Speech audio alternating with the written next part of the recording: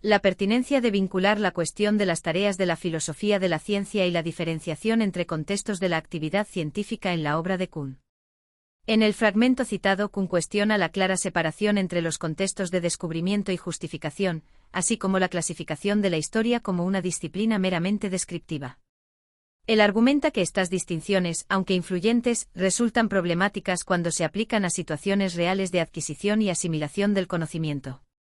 ¿Por qué es esto pertinente para la filosofía de la ciencia? La pertinencia radica en que cuestiona la visión tradicional de la filosofía de la ciencia, que se centraba principalmente en la justificación del conocimiento científico, contexto de justificación, dejando de lado el proceso de cómo se llega a ese conocimiento, contexto de descubrimiento. Al resaltar la interrelación entre estos contextos y la naturaleza interpretativa de la historia, Kuhn propone una visión más holística de la filosofía de la ciencia, donde se entrelazan elementos descriptivos, interpretativos y normativos. Diferenciación entre contextos de la actividad científica. La distinción entre los contextos de descubrimiento y justificación ha sido fundamental en la filosofía de la ciencia. El contexto de descubrimiento se refiere al proceso creativo y a menudo idiosincrásico por el cual los científicos llegan a formular hipótesis y teorías. El contexto de justificación, en cambio, se centra en la evaluación objetiva de esas teorías, buscando criterios para determinar su validez y aceptación. La crítica de Kuhn. Kuhn argumenta que esta distinción, aunque útil en principio, es artificial cuando se aplica a la práctica científica real. El proceso de descubrimiento no es meramente psicológico o irracional, sino que está influenciado por factores como los paradigmas compartidos por la comunidad científica. Además, la justificación de una teoría no se basa únicamente en su correspondencia con los hechos, sino que también involucra factores como la coherencia con otras teorías aceptadas y la capacidad de resolver problemas. Implicaciones para la filosofía de la ciencia. Al cuestionar la separación estricta entre estos contextos, Kuhn propone una visión de la filosofía de la ciencia que no se limite a establecer normas para la justificación, sino que también considere el proceso de descubrimiento y los factores históricos y sociales que influyen en él. Esto implica una filosofía de la ciencia más cercana a la práctica real de los científicos y a la historia de la ciencia, reconociendo la importancia de los paradigmas y la comunidad científica en la construcción del conocimiento. En resumen, la vinculación que hace Kuhn entre las tareas de la filosofía de la ciencia y la diferenciación entre contextos de la actividad científica es pertinente porque cuestiona la visión tradicional de la disciplina y propone una perspectiva más holística e integradora, donde se tienen en cuenta tanto los aspectos lógicos y metodológicos como los históricos y sociales de la ciencia. Al hacerlo, Kuhn abre la puerta a una filosofía de la ciencia más rica y compleja, capaz de abordar la naturaleza del conocimiento científico en toda su amplitud y profundidad.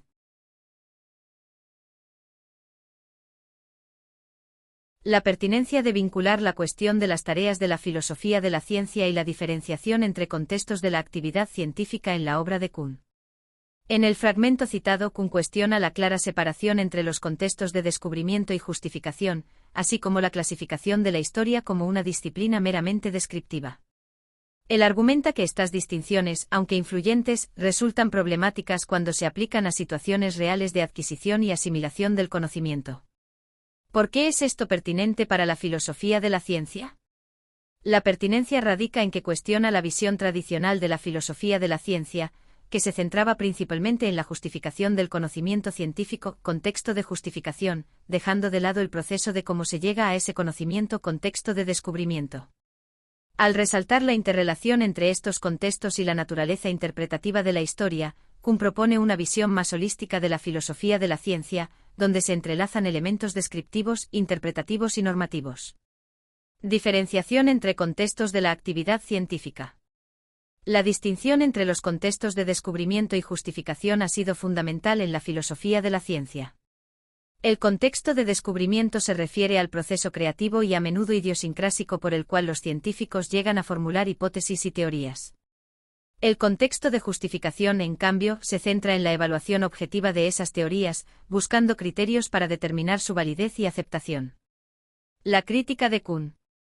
Kuhn argumenta que esta distinción, aunque útil en principio, es artificial cuando se aplica a la práctica científica real. El proceso de descubrimiento no es meramente psicológico o irracional, sino que está influenciado por factores como los paradigmas compartidos por la comunidad científica.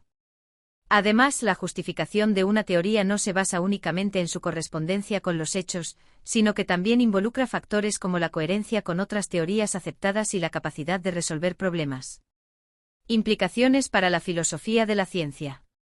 Al cuestionar la separación estricta entre estos contextos, Kuhn propone una visión de la filosofía de la ciencia que no se limite a establecer normas para la justificación, sino que también considere el proceso de descubrimiento y los factores históricos y sociales que influyen en él.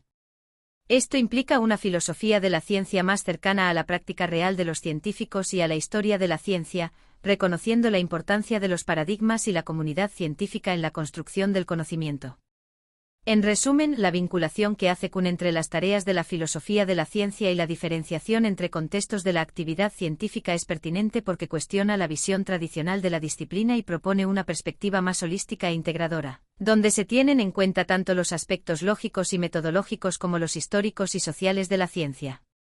Al hacerlo, Kuhn abre la puerta a una filosofía de la ciencia más rica y compleja, capaz de abordar la naturaleza del conocimiento científico en toda su amplitud y profundidad.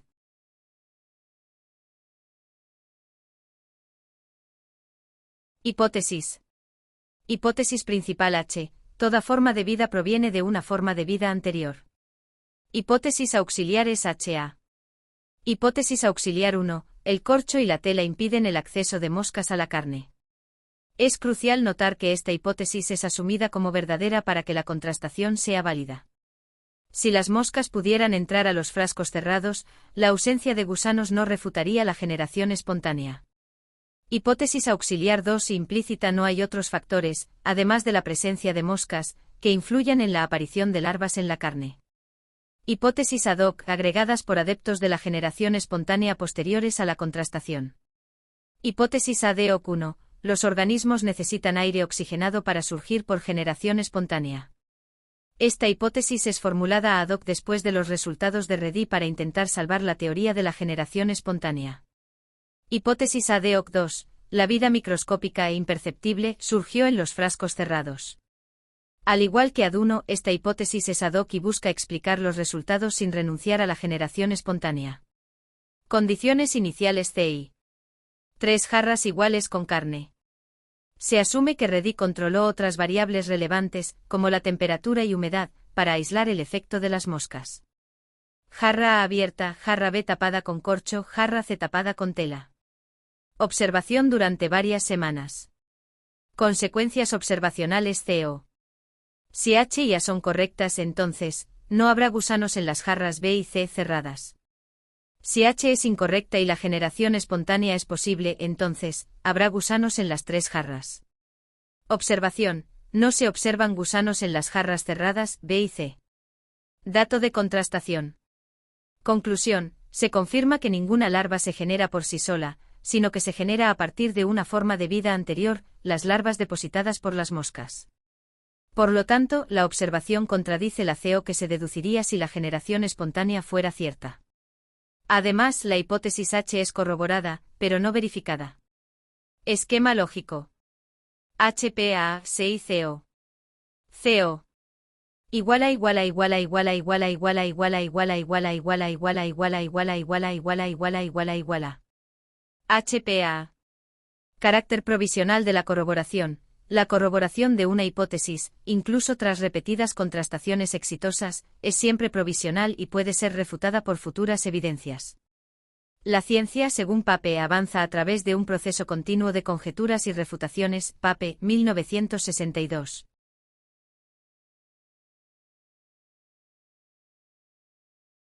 4a. Los dos sentidos de paradigma en Kuhn. Paradigma en sentido amplio, matriz disciplinar. En un sentido amplio, el paradigma se refiere a la totalidad de las creencias, valores, técnicas y demás elementos que comparten los miembros de una comunidad científica. Kuhn propuso el término matriz disciplinar para referirse a este sentido sociológico del paradigma. La matriz disciplinar abarca todos los compromisos compartidos por los científicos que trabajan en un campo determinado, incluyendo generalizaciones simbólicas o principios guía. Son fórmulas o enunciados generales que expresan leyes fundamentales o guían la investigación, como la segunda ley de Newton, F igual a ma. Modelos, representan una forma de ver el mundo y guían la investigación, como el modelo del átomo de Bohr. Valores, criterios compartidos por la comunidad para evaluar teorías, como la precisión, consistencia y simplicidad. Ejemplares, son soluciones concretas a problemas específicos que sirven como modelos o ejemplos a seguir en la resolución de otros problemas dentro del paradigma.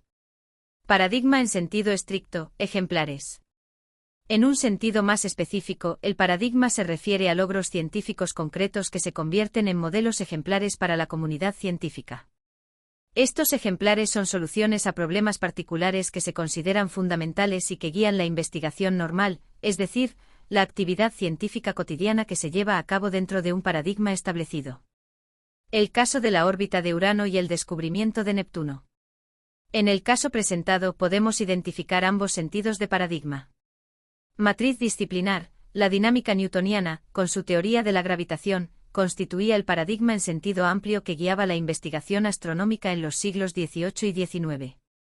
Los astrónomos compartían un conjunto de creencias, valores, técnicas como las leyes de la mecánica celeste y modelos como la representación del sistema solar, basados en la física newtoniana.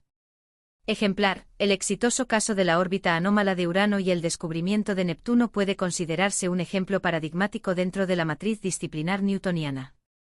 Este logro reforzó la confianza en el paradigma y sirvió como modelo para abordar otras anomalías, como la órbita de Mercurio.